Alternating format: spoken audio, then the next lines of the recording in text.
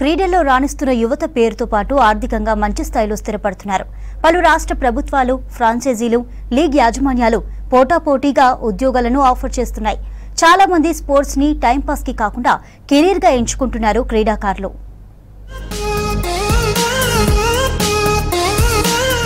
ఆటలను సీరియస్ గా తీసుకున్న వారు ప్రొఫెషనల్స్ గా మారి నేషనల్, ఇంటర్నేషనల్ ప్లేయర్లుగా మారుతున్నారు. ఇంజనీరింగ్, మెడిసిన్, అకౌంటెంట్ వంటి కోర్సుల్లాగే క్రీడలను కూడా కెరీర్ గా ఎంచుకునేవారు ఉన్నారు. ఈ లిస్ట్ లో సచిన్ టెండూల్కర్, ఎంఎస్ ధోని, విరాట్ కోహ్లీ, సానియా మీర్జా, పివి సింధు, అభినవ్ బింద్రా, విశ్వనాథ్ ఆనంద్, మేరీ కోమ్ ఇలా చెప్పుకుంటూ పోతే భారత్ లో వేల మంది ఉంటారు.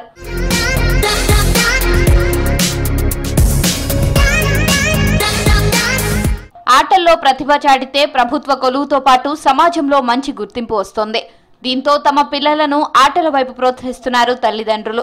అందుకు తగ్గట్లే ఇప్పుడు స్పోర్ట్స్ కోర్సులు సైతం వస్తున్నాయి. భారత్లో అంతర్జాతీయ స్థాయి